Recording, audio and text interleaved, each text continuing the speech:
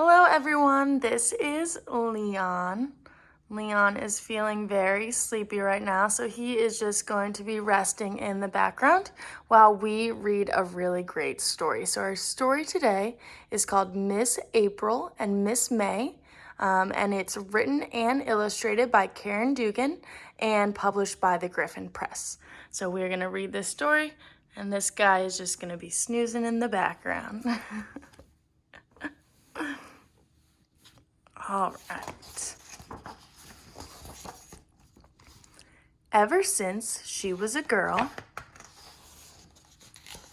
Miss April watched over her field and forest, pond and hill.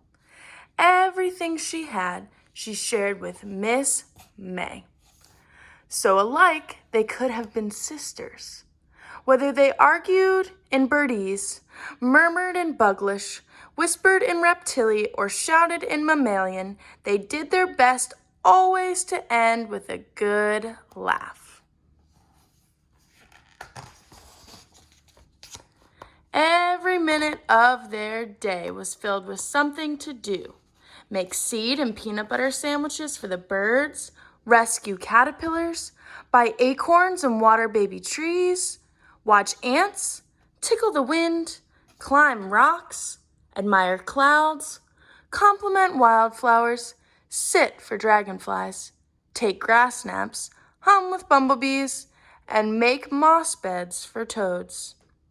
But while Miss April and Miss May watched over their field and forest, pond and hill, to the north, skyscrapers tore apart gentle fields. To the south, zooming highways smothered old dirt roads, and to the east and west, ponds were drained and paved for malls, and more malls. Miss May growled, but Miss April spoke enough for two. "Drat," she said, "what the ding-dong is going on?" Worst of all, when the new families arrived, the old families, the ones who crawled or flew or ran on more than two legs, were pushed aside. By ones and by twos, and if they were rabbits, by nines and by tens, they found Miss April. "Welcome, my dears," she said.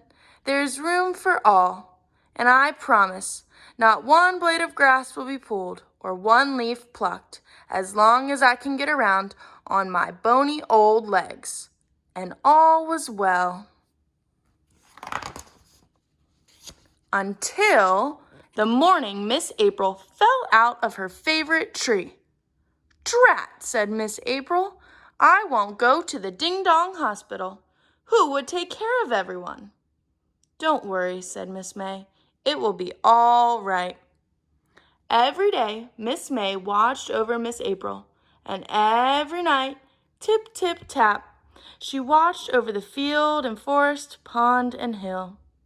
One morning, Miss April shivered with fever.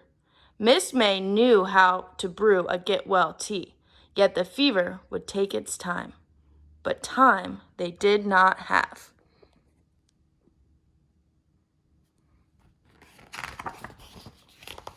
At that very moment, three men were delighted to hear Miss April was nowhere to be seen. The idea of her sick, or even dead, made Misters Idiotic and Dim bounce on their toes because they wanted every inch and acre of her field and forest, pond and hill. Friends carried the bad news to Miss May.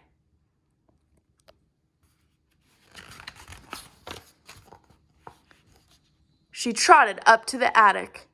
In a forest of old clothes, it was the quietest, although, achoo, dustiest place to think. She thought, if people knew Miss April was sick, they would take her away. And she thought, without Miss April, everyone who crawls or flies or runs on more than two legs will lose their homes. Then she thought, no matter how many languages I speak, people listen only to people. Achoo! Miss May sneezed so hard she began to fall against a tower of boxes. To save herself, she jumped.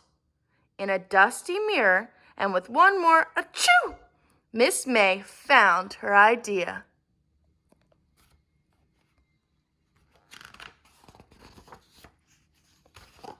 Next morning, the birds stopped in the middle of their song.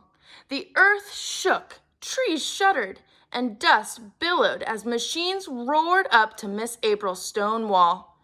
"Get to work," yelled the foreman. Stones rolled and dirt flew until an ugly gash opened the way.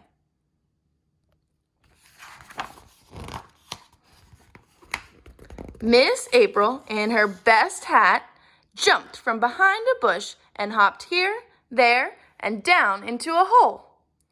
"We can't dig up the field if Miss April is down there," said the workmen, so they left the field alone.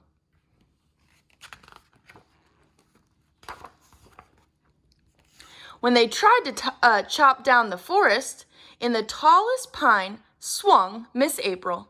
She jumped from tree tip to tree top until the workmen were dizzy. "We can't cut down the forest if Miss April is up there," said the workmen, so they left the forest alone.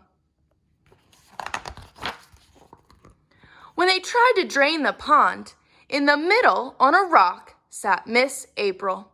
She kicked and splashed the water until the workmen were all wet. "We can't drain the pond if Miss April won't let us," said the workmen, so they left the pond alone. "Are you crazy?" asked Misters Idiotic and Dim. "Dead old ladies don't jump down holes or climb trees or sit in ponds." "She does," said the foreman, and he pointed toward the old house.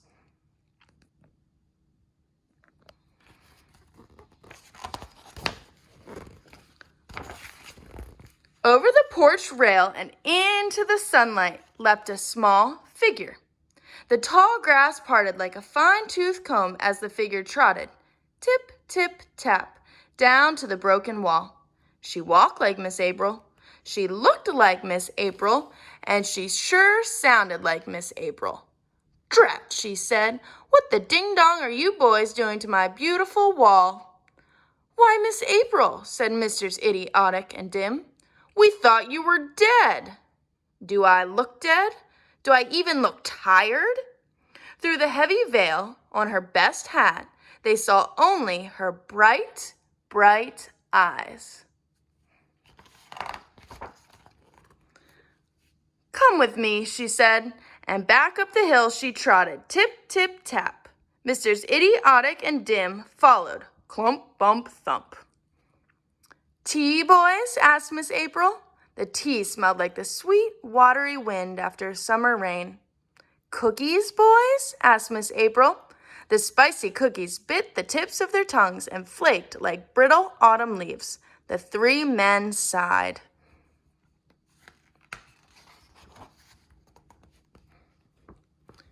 "When we were boys, we used to fly kites up here," said Mr. Iddy. "It was the prettiest place in the whole town."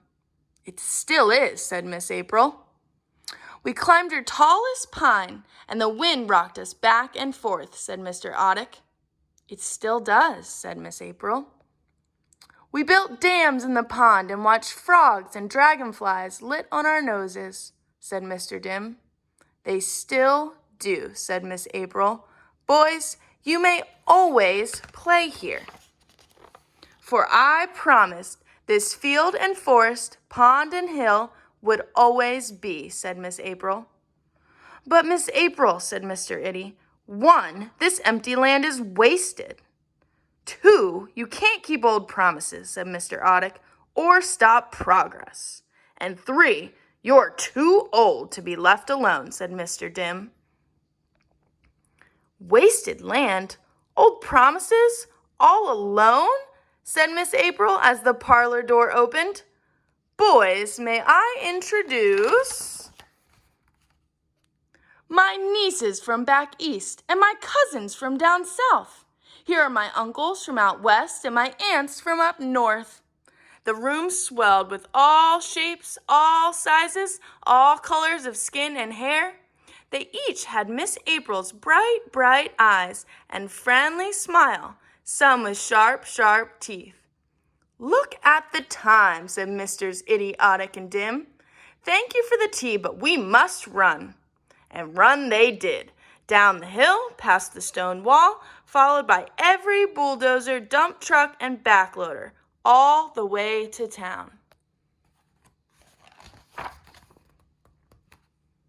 Too many relatives, said Mr. Oddick, with a definite family resemblance. Foxy old girl, said Mr. Dim. She was everywhere at once. Mr. Itty opened the window, wet his finger, and held it up to test the wind. Where, he asked, did I put my old kite? Ah, said Miss April, as she trotted tip, tip, tap up the attic stairs. Peace at last. She pulled off her gloves, unwrapped her veil, and drew the pin from her best hat. She kicked off her boots, slipped off her brocade jacket, shimmied out of her old overalls, and, surprise, surprise, Mr. Itty's Oddick and Dim, it had not been Miss April, but Miss May all along. Miss May shook out her elegant red tail and trotted, tip, tip, tap, away from the dusty attic and into the sweet night air, where fireflies flicked and tree frogs peeped. And all her friends and relatives waited. Thank you, my dear, said Miss May. She kissed each one of them and watched them go, some to their warm beds, some to keep company with the night. Later that night, without spilling a drop of broth, Miss May jumped into Miss April's bed. Best of all, Miss April's forehead was cool. I just woke up, said Miss April. Did I miss anything? Not a thing, said Miss May. Have some soup. Thank you, my dear, said Miss April. What would I do without you? No, my dear, said Miss May. The question is, what would we do without you? Miss May rested her sharp nose on her neat black paws. With one ear ready for the smallest sigh, Miss May slept with a peaceful heart, knowing their field and forest, pond and hill would always be. The end. All right, thank you so much for listening to our lovely story, Miss April and Miss May, and we hope you join us for another story time sometime soon.